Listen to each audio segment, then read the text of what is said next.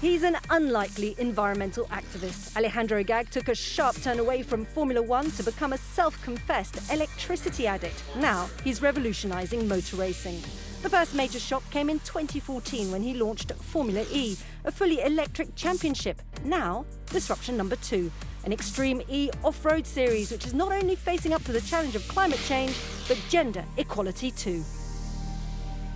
Hello and welcome to Disrupted. Well, this is the show where we speak to people who are shaking up their industries and shaking up the way we think.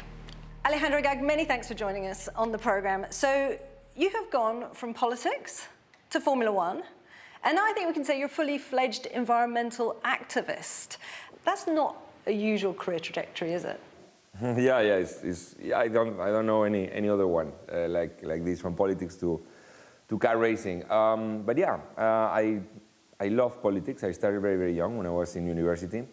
I did it for many years. Probably if I wouldn't got married with my wife, I would probably still be in politics. That wife being? My wife was the daughter of the Prime Minister at the time in Spain. So I basically decided to stop politics in order not to have a conflict of interest with my family, basically. Not to work for my father-in-law. I really didn't like that plan. So I stopped politics, and then I had to look for a job. I had some friends in motorsport called Bernie Ecclestone and Flavio Briatore, and they invited me to start doing things with them, and the rest is history. I started doing, let's call it, normal motorsport, and I'm not an environmentalist from the start. I'm probably a new environmentalist, if you like, but I think it's very important that there are lots of new environmentalists. We need to make everyone an environmentalist. Well, as a new environmentalist, then, just tell me, how did the realisation come to you that, you know, for you working in Formula One as it was potentially untenable and you needed to kind of change? Did that just come like that overnight, or was it a gradual realisation? It was both, actually. So I always had a worry for the environment, and especially since I had kids, but I think this is what many people have. We read the news, we see documentaries, and we realize that something is wrong. So I had that in my mind. Second, I realized a commercial reality. Sponsors, big corporations, were withdrawing from getting involved in Formula One because it was not a green sport. So I put those two things together, and I said we should try to create a green version of what we're doing, a green version of motorsport. And that was how the idea came up. It's a big gamble, though, isn't it? So how did you pull it off? And what is it about you that allowed you to pull it off? Because, you know, I don't imagine everybody was on board immediately. Well, not only everybody wasn't on board immediately, everybody thought it was completely crazy. Everybody thought it was going to fail, we were going to go bust, and we were really close to go bust. And I don't know if it was me, it's just like, you know, when you believe in something and you push and you think is the right idea, then sometimes you are right and you get lucky. Or I was almost too early. We almost failed, but we managed to survive, and then the whole movement came behind us, the whole wind behind ourselves, and we were able to grow it to the size it's now, and now it has become really a huge reality. It's a huge reality, and now it's allowing you to look at new challenges, which is Extreme E. Now that's going to be launched in 2021. Just tell us a little bit about that. Well, through Formula E, I really became more and more passionate about climate action and about the action for the environment, and I thought we could do more with motorsport. You know, of the most watched shows on television are sports. Sports are bigger than anything else. A lot more people watch sports than environment documentaries. So I thought sport can play a role to help people understand the message of what's going on around the planet. So let's take sport to those places where climate is affecting what's going on, and show through sport what's going on in the Arctic, or in the rainforest, or in the deserts, in the oceans, and that's Extreme E. So how are you doing that? How are you doing that, Alejandro? So I'm taking electric SUVs to show that electric cars are also a good option for off-road. To those remote locations, we have a ship, the Santa Elena, that is, otherwise it's impossible. You need your own transportation to go to those places. We don't want to fly things because we want to reduce the CO2 footprint also. And we organize these races there. We hope to have some of the biggest names in the off-road racing world. And with that, we organize these races all around the world, 5 races per year. in those locations. And what's the pickup? Are you finding the same amount of support when it comes to something like this, which is taking on new challenges in terms of the environment, really driving it home as you would have done with Formula E? I'm finding a lot of support. It's really fascinating to see how more and more people really now want to get involved in this. Yeah.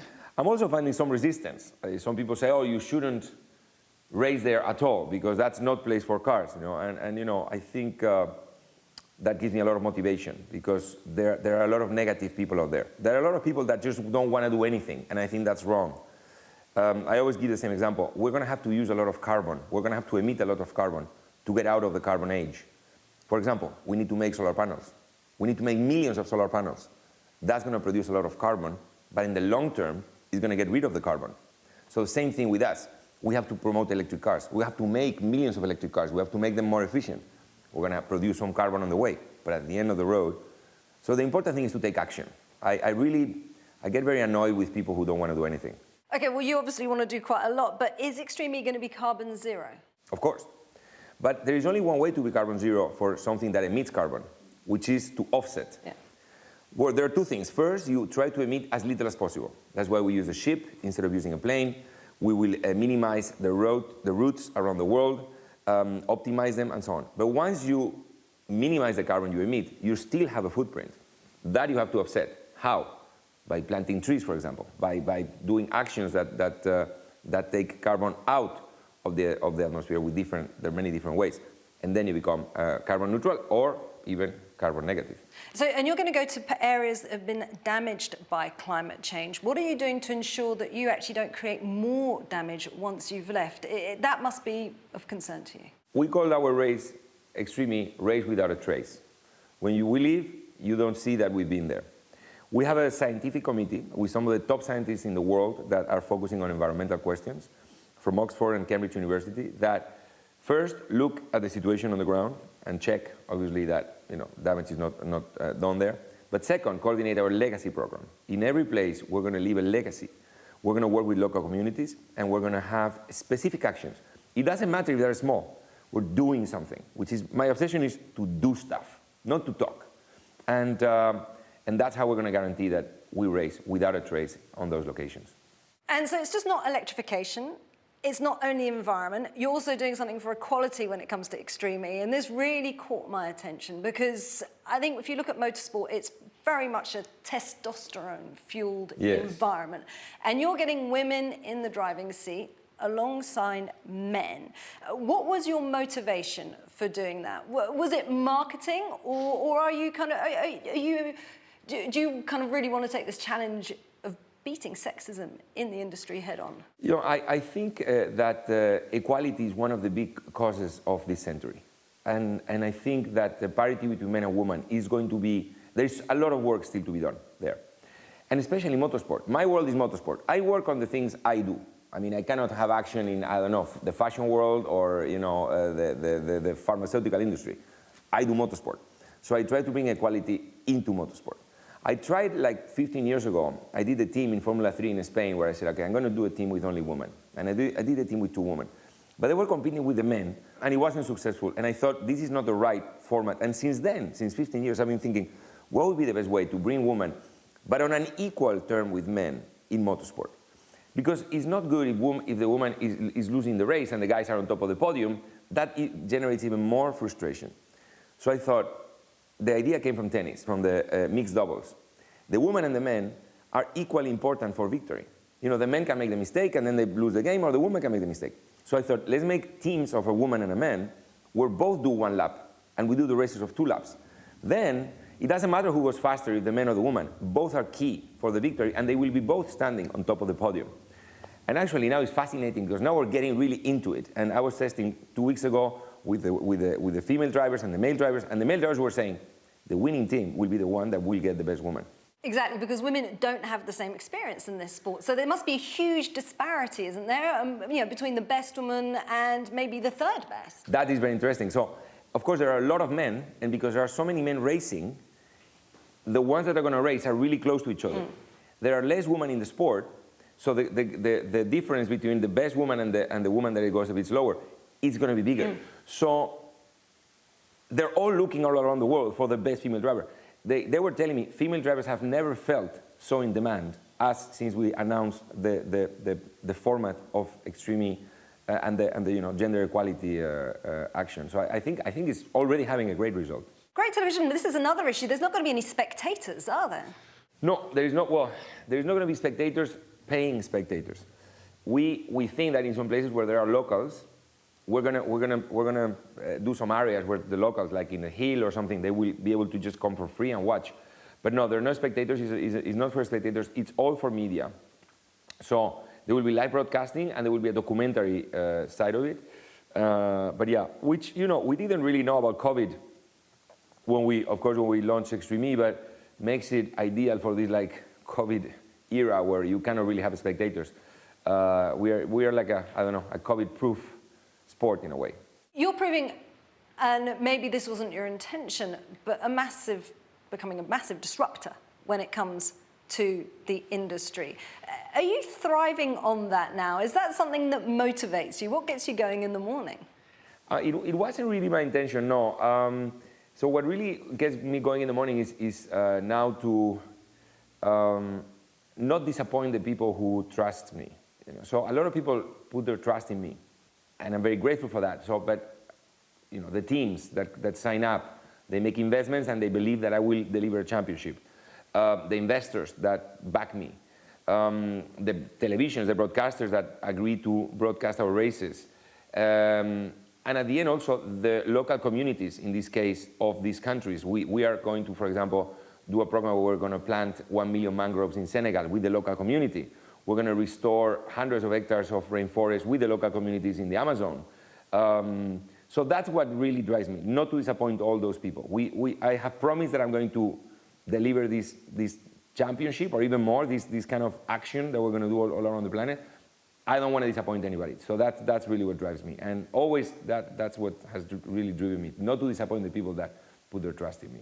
And is that something recent, since you've really been kind of honing in on the environment? Has your attitude towards business changed as you've progressed along this path, which has been really quite recent, really, because Formula E was only launched in 2014? Yeah, definitely my attitude towards business has changed. Yeah, before, my legitimate interest in business was, of course, to do well and make money with my businesses, which is the normal way to do it.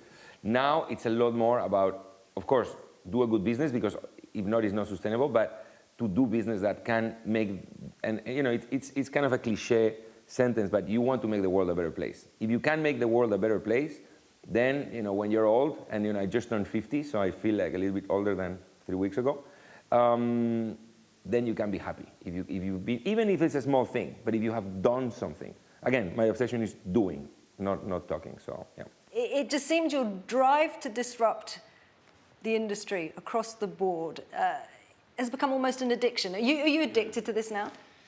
Yes, I mean, it probably could be like addicted to electricity. Once I've done one, it's easier to do another one. So when we came up with the idea of Extreme, because we had done Formula E, we said, why not? Now the idea of doing electric boats, we said, why not? Now we are looking into electric planes also. So there are some options to do some things with electric planes on sport. So we can electrify the sport in cars, in boats, and in planes. Why not? If we are capable to do it, because we can raise the capital, because we have the know-how, because we have the contacts in the industry, the suppliers of technology and so on, let's do it. I think it's a fun thing to do, it's a good thing to do, so, and it's also profitable, so yeah.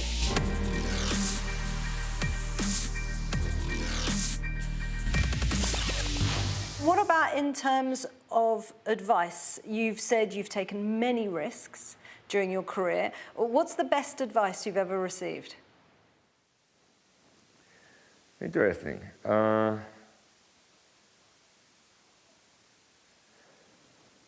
Probably not listening too much to the critics. Because you have to listen to the advice and to the positive advice, even if it's negative, but there is so much, so much negative opinion out there. Like, so many people told me I wouldn't make it.